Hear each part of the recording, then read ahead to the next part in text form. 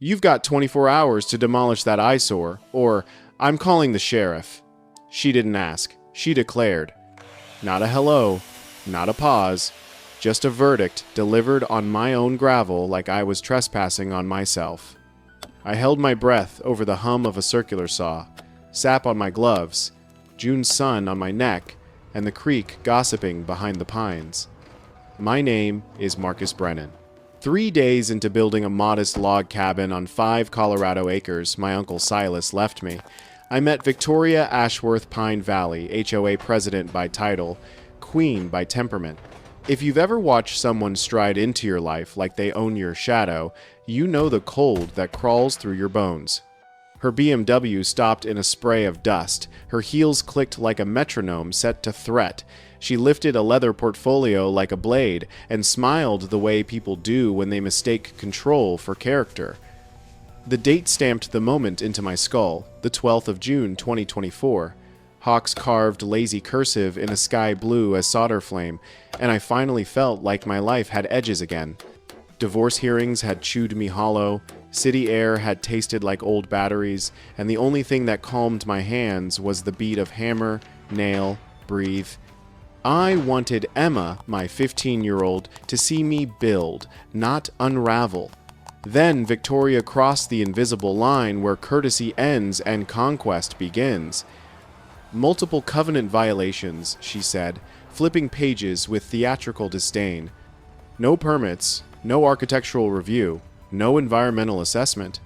I looked at the pines, the creek, the empty ridge, and asked the question that earned me a glare. What community? She served me a cease and desist and a bill that multiplied like rabbits, $2,500 already due, $500 per day, doubling weekly. Then she leaned in and dropped the grenade. This isn't the kind of neighborhood where people in your situation thrive. "I'd hate for your daughter to be embarrassed." Emma's name in her mouth felt like fingerprints on a locked drawer. When her taillights dissolved into dust, Uncle Silas's voice rolled out of memory like a weather warning. "Don't let anyone push you around." I shut down the saw and counted to 10 because rage is loud, but math is useful. The next morning, the BMW returned with a sidekick, a nervous lawyer whose suit looked like it still remembered the thrift store. He mispronounced my name and tried to sound taller. 15,000 in retroactive penalties, he read, sweating through syllables. Also, your ownership may be void due to improper HOA disclosure. Victoria folded her arms like she was awaiting applause. I said 6 words that changed the room temperature. "I'll review these with my attorney." Her laugh was glass-breaking, so I drove straight to the county building where fluorescent lights hum and truth hides in drawers. Maps sprawled across the counter like a board game with missing pieces. Deeds, meeting minutes, plat overlays. Betty tapped a ruby nail at a date.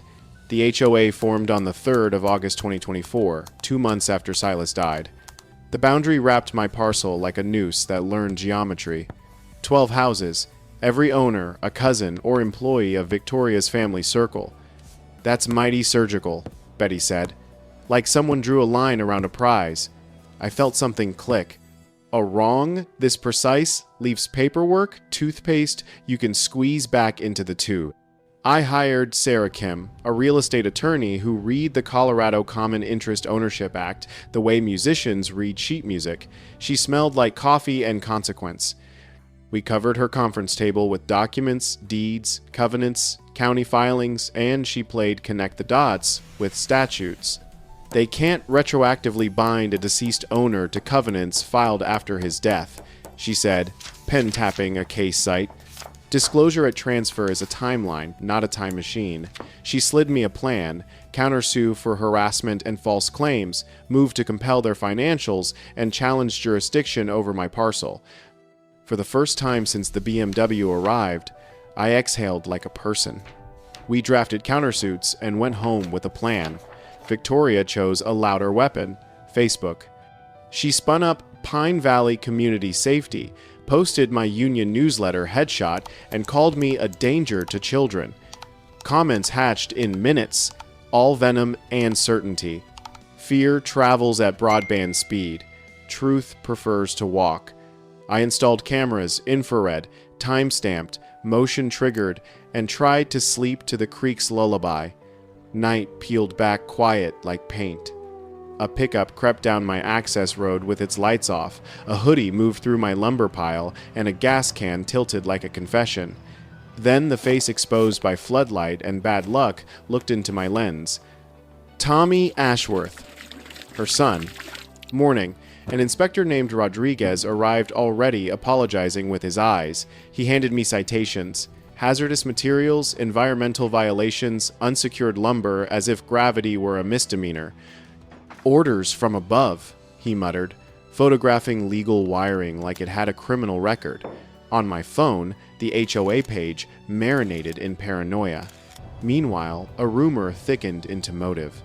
Mountain Vista Resorts had pitched a $50 million development, and in their glossy packet, my 5 acres glowed like a jewel in a crown.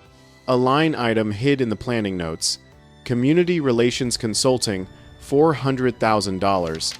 Betty didn't blink. That smells like a bribe that learned to dress itself. I took Tommy's midnight cameo to the sheriff. They watched it 3 times, then a 4th for the plate. The deputy's jaw worked like he was chewing rocks. We'll handle this. Victoria pivoted again. She filed an emergency petition to have me committed, backed by a psychological evaluation from Dr. Richard Peaton. Sarah's paralegal found Dr. Peaton's obituary in under an hour, dead since January. Forgery isn't a personality type, it's a felony. The petition stalled in a tangle of red flags, but the sludge had already slid into my home. Emma called, choking back tears, asking if the internet was right about her dad. That night, thunder drummed far off like a marching band that hadn't learned mercy. I went to the workshop to run conduit and pry up old boards. The crowbar struck something that sang. A green steel box lay buried under decades of sawdust, heavy as a promise. Combination? I tried Silas's birthday, the day he bought this patch of stubborn earth. The lock sighed open. Inside, manila folders, corporate seals, tax receipts like pressed leaves. On top, Brennan Holdings LLC, incorporated the 15th of March 1998. Beneath it, a 2010 bankruptcy assignment that turned my heartbeat into a snare drum. Silas hadn't bought houses, he had bought the dirt under them. During the crash, he acquired the developer's ground leases, 99-year leases beneath the entire subdivision. The property manager collected rent and forwarded it to Brennan Holdings. The recorder's stamps blinked up at me like tiny, tired stars. Ledgers showed payments, notices proved service, and a column I read 3 times confirmed the punchline. Victoria's lot was 3 months behind on ground rent. The woman who threatened to fine me for breathing owed my family for standing on our earth. I carried the box to Sarah. She read in a silence that felt like a held breath. Recorded, stamped, clean, she said at last, tapping each corner the recorder's seal, the bankruptcy court docket, the assignment language, all right title, and interest in and to the fee simple underlying the described lots, subject to the existing leasehold estates. She looked up. Marcus, your uncle saved a failed project and kept families housed by buying time itself, but it means the HOA's been throwing covenants at a fee owner it doesn't control. She waited for the question I didn't want to ask. What kind of hammer does this put in my hand? We made a plan with 3 planks. Dissolve the HOA, expose the fraud, and offer a path to ownership. Half rent for everyone uninvolved in harassment, a zero-interest conversion program to buy the ground and unify title, transparent ledgers you could read on your phone while stirring spaghetti. But first, the record had to speak in a room where lies had been amplified. Victoria called a Friday meeting, June 28, at the community center. She christened it Emergency Threat Briefing. Fine. Let the emergency meet some evidence. She didn't wait for night. At dawn, a convoy parked across my access road in a choreography of sirens. A helicopter churned the morning into dread. Mr. Brennan, a megaphone cracked. We have reports of explosive devices. Bags of concrete mix do not explode. They merely disappoint. I handed Sheriff Davidson a USB. He watched Victoria glow in 3 camera angles, pressed his lips into a thin line, and told the bomb squad to let the concrete be concrete. By afternoon, Victoria's tears were on local TV. She spoke of sacrifice and children's safety. Maria Santos, the investigative reporter, waited for her pause and then asked a question that rearranged the furniture. Your association collected $847,000 in special assessments. Filings show $23,000 in legal expenses. Where did the rest go? Friday night, the community center overflowed. 89 people, 60 chairs, standing room braided with suspicion. The air held old coffee and new worry. Victoria's PowerPoint glowed. Protecting our community. The Brennan threat. My cabin appeared in cinematic menace. Graphs without axes hinted at doom. A trend line dipped like a roller coaster nobody wanted to ride. She invited victim statements. 3 neighbors read paragraphs that matched fonts and phrases like copy-paste cousins. Then came her fatal prompt. Anyone else? I didn't raise my voice. I raised the documents. Brennan Holdings LLC, I said, laying down the certificate. The 15th of March 1998. Next, the bankruptcy assignment from 2010. All right. Title and interest in and to the fee simple underlying the described lots. The recorder's stamps winked under fluorescent light. You own your structures, I told the room. The dirt is leased from us for 99 years. Many of you signed disclosures at closing and never thought about them again because you were busy moving your lives. That's normal. What isn't normal is an HOA formed decades later, pretending it owns land it does not. Faces moved from outrage to math to the pale color people wear when the world tilts. Beth, the treasurer, stood, papers trembling. I asked for an audit, she said. Victoria called audits anti-community. She turned to her neighbors. I think we've been robbed. I slid another sheet across the podium. Payments to shell companies with no state registrations. Landscaping invoices from a Florida P.O. Box. Security consulting at rates that could make a bank blush. Then the video still. Victoria, in my floodlights with a gas can, like a prop she didn't know how to hold. The room exhaled a single word without saying it. Enough. I closed the folder and offered terms like a bridge. Here's what we do, I said. Tonight you get copies of every document. Starting next month, ground rent is cut in half for everyone who didn't weaponize fear. We publish a live ledger you can check anytime. We create a zero-interest path to convert your ground lease into full ownership at cost, with title work done by an independent firm you vote on. In exchange, we dissolve this HOA and replace it with a voluntary association that fixes potholes and hosts potlucks. We recover stolen funds and place them in the Silas Brennan Community Justice Fund to help families fighting abusive HOAs across the state. This is not revenge. This is repair. Decisions look ordinary when they happen. A nod from a man who lends his snowblower. A sigh from a woman who keeps spare sugar on hand. Beth signed first, then the couple that runs the daycare, then Jake with the laugh that finds endings. A few slipped out the loudest posters, suddenly quiet. The sheriff took the USB like it might bite and called a DA. Maria asked 2 follow-ups that polished the truth until it reflected. When the federal agents arrived with quiet shoes and a narrow warrant, Victoria spoke the only honest sentence I'd ever hear from her. I need a lawyer. The next weeks were paperwork and potholes, which is to say, democracy. We filed the dissolution with the state, turned ledgers public, and hired an independent CPA with the suspiciously cheerful name of Don Ledger. We met with the county to explain the bribe-shaped hole in their planning process and to ask for an audit that could read. We mailed every household a packet, copies of leases, the conversion program, FAQs printed like we meant it. I walked door to door and learned everyone's dog's name. It's hard to hate a man who knows your beagle's birthday. On the 30th of September 2024, we threw a barbecue that someone christened the HOA Apocalypse Recovery Potluck. Kids raced across what used to be restricted common area, while a retired teacher guarded the deviled eggs like state secrets. The sign that once warned $500 ADAY fines leaned catawampus behind the shed, dandelions already softening its threat. Emma arrived in a burst of sun and held up a letter, full scholarship to Colorado State. "I wrote about you," she said. "About how strength is a foundation, not a flamethrower." We hugged the way people hug when the future has soft edges again. It wasn't all s'mores and sunsets. We spent long nights unwinding contracts, correcting records, and explaining the quiet miracle of boring governance. We set up a site where anyone could see every incoming dollar and every outgoing cent, and we printed paper copies for folks who prefer ink. We met neighbors who apologized in private but feared doing it in public. We made room for quiet courage.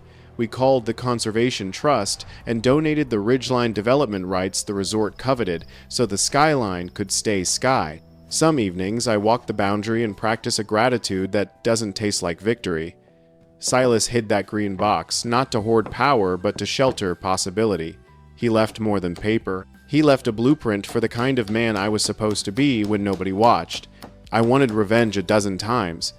Revenge vibrates. It feels like something.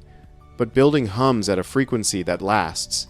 I think about Victoria more than I expected, how fear turned her smart into mean, how certainty starved her curiosity.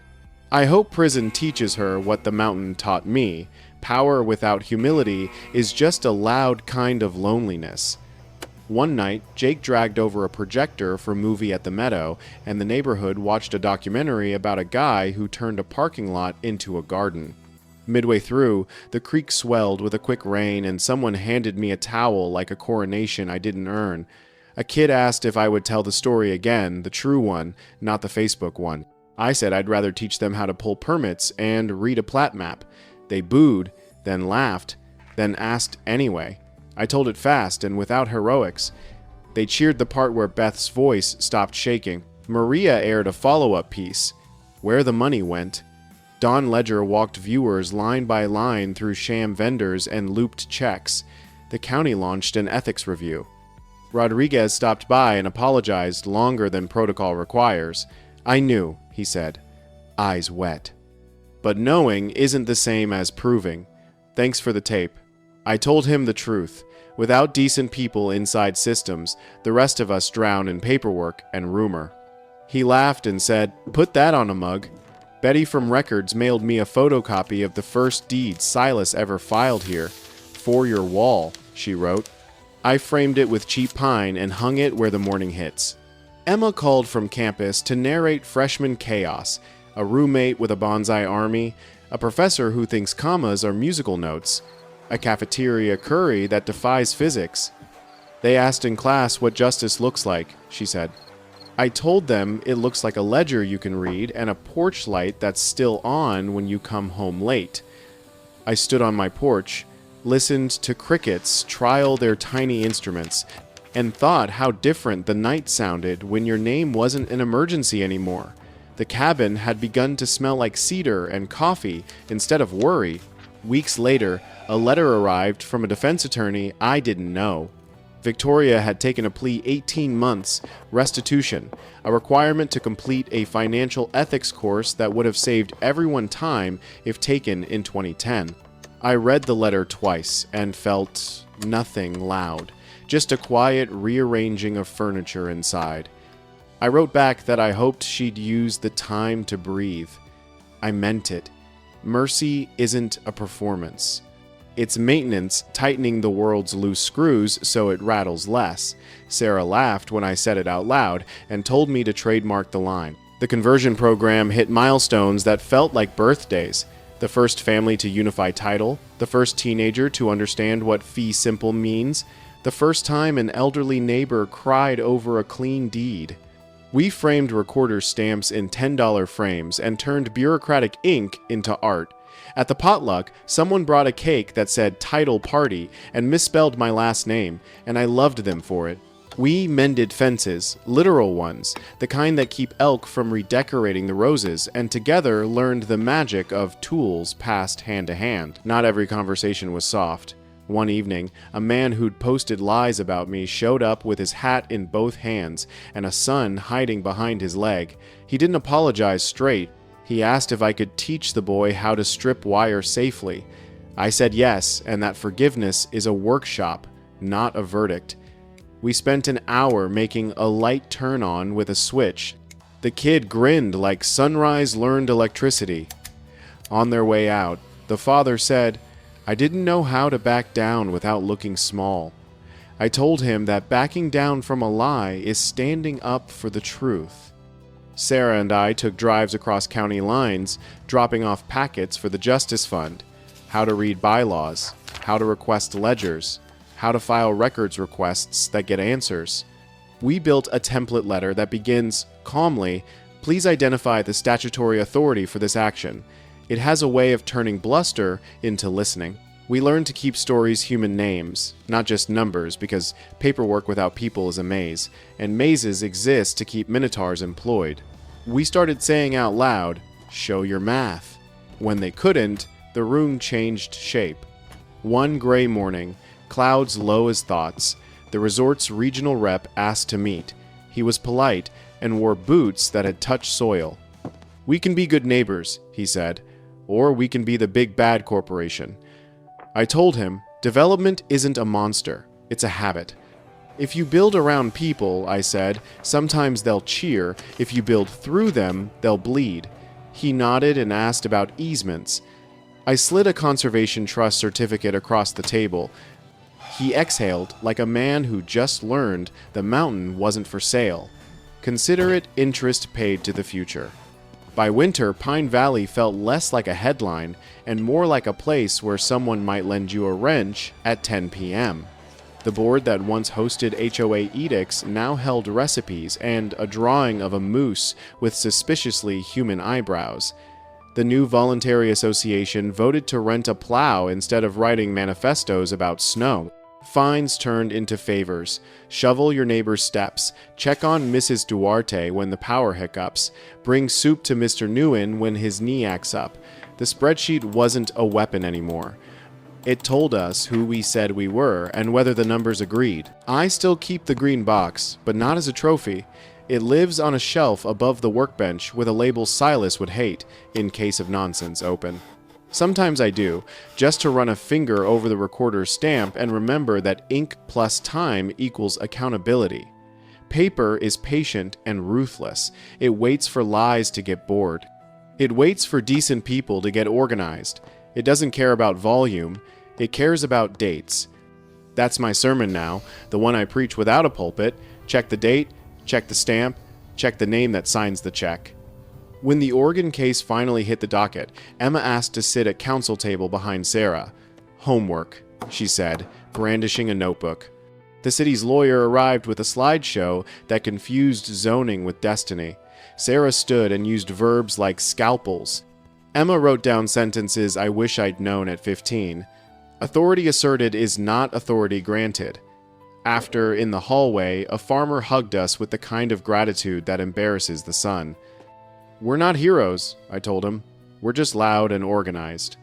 He laughed and said that in his town, that still counts as heroic. Back home, snow stitched the ridgeline in white thread.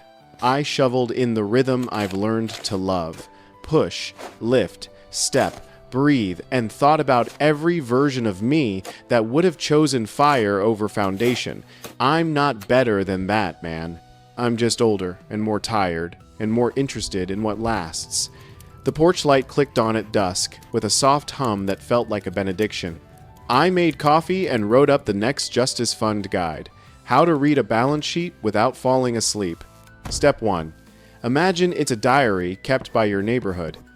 If the entry says security and your streetlights still flicker, ask for a page number. Late that night, I scrolled the community site and saw a new post from Beth. A photo of the old fine sign turned into a table for hot cocoa at the sledding hill. Someone had painted over the word fines with the word friends in the same stern font, which made me snort coffee up my nose. The comments were a chorus of puns and a few eye rolls, and one sincere thank you from a teenager who said the table made the hill feel like ours. If you'd told me in June that my December would end this way, I would have checked your math. Then I would have saved that feeling in a box. I think about the night the bomb squad touched my concrete, and the morning the community touched the truth. Both felt unreal in opposite directions. One inflated fear until the air got thin. The other let the room breathe. When people ask me what the turning point was, I don't say the floodlight video or the bankruptcy assignment. I say it was the moment Beth's voice stopped shaking. Courage is contagious. So is accounting. So is a pot of chili set down on a table painted with a joke. Sometimes storytelling tempts me to make myself cleaner than I was. I wasn't. I wanted to humiliate Victoria. I rehearsed speeches where I made her small and myself large. Then Emma called, and I heard how lies sound in a child's throat, and I remembered that winning loud is worse than winning clean. So I rewrote the speech. I replaced insults with receipts. I kept the verbs strong and the nouns precise. I left room for the people who'd been afraid to change their minds. And in that room, they did. That's the closest thing to a miracle I've seen outside a hospital. If your HOA has mutated from neighborly to imperial, here's the field guide I wish someone had handed me. Ask for agendas before meetings. Ask for minutes after, and if they won't hand you the ledger, ask why out loud. Bring cookies and questions. Bring a camera that tells the truth without shouting. Remember that no is a complete sentence, but show me is a scalpel. Memorize 2 phrases. By what authority? And please put that in writing. You're not being difficult. You're being precise. Bullies hate precision the way mildew hates sunlight. We didn't fix everything. We didn't fix the internet. We didn't fix the part of the human heart that loves drama more than diligence. But we made a place where attention has better hobbies. Checking on neighbors, stacking wood, keeping the creek clear of fallen branches. When headlines found us again, they were quieter. Local group turns OA into neighborhood. It read like a punchline and felt like a vow. We taped it to the community board between a lost mitten and a flyer for a piano teacher who accepts payment in pies. On the first anniversary of that June day, I marked the date the way my uncle would have wanted. I fixed the hinge on the community center door. It had squealed since before the first meeting, a tiny siren that never got invited to leave. A little grease, a screw turned true, and the sound vanished. People cheered, not for me, for the silence that remained. That's what justice sounds like when you get it right. It's not a gavel, it's a hinge that finally remembers how to move. Emma came home with friends for fall break and asked if they could see the infamous workshop. We stood around the green box like it was a campfire and told the story again, this time with more jokes and fewer flares. One of her friends asked if I ever regretted not cashing out to the resort. I looked at the ridgeline, at the kids throwing a football crooked, at the sign turned table, painted friends, and answered honestly. Sometimes for a minute. Then I remember what money can't buy. Neighbors who became family, air that tastes like pine and rain, a daughter who believes her dad again. Their silence afterward tasted better than applause. The last thing I'll say is the first thing I wish someone had told me, fear is loud, but paper is forever. If a queen bee in a blazer tells you your sky is rented, check the deed. If a committee tells you your porch light offends, ask them to show the statute. If they threaten to call the sheriff, offer him coffee and hand him a USB. And when the room finally belongs to the truth, don't gloat. Don't spike the ball. Set up chairs. Make chili. Hand the pen to the quietest person in the room and watch what their name does to the page. I still hear Victoria sometimes in the creak of a bough or the squeal of a brake, how certainty can curdle into cruelty. I hope prison is teaching her what the mountain taught me, that power without humility is just a loud kind of loneliness. When she gets out, there will still be mountains. There will still be neighbors. Maybe there will be a potluck with one extra chair. I am not promising absolution, I am promising soup. It's a start that tastes like an ending. Tonight, the porch light draws a soft circle on the gravel. Somewhere, a dog announces nothing important with extraordinary conviction. The creek laughs at a joke no one told. My cabin smells like cedar, coffee, and a little bit of victory I didn't order but got served anyway. The folder lives on the shelf, and the hammer hangs where it can reach me before my temper does. Tomorrow, we'll mail 3 more conversion packets and take a call from Oregon. Next week, we'll film a quick guide about reading budgets without falling asleep. We count the wins in quiet. A ledger balanced, a rumor unanswered, a hinge that stops squealing. If this story gave you one tool you can actually use, subscribe. Next week, we're teaching a city council what a century-old mining claim can do to a bulldozer with more confidence than sense, and we're bringing receipts. The creek keeps its own minutes and posts them in ripples. Paper remembers what shouting forgets. Mercy is maintenance, not a miracle. We count the days by solved hinges and signed ledgers. Fear hates the math of receipts. Neighbors are harder than bylaws and better than fines. The ridge holds the line. We hold each other. Truth walks, but it always arrives. Quiet is the sound of a community working. We build. We do not burn.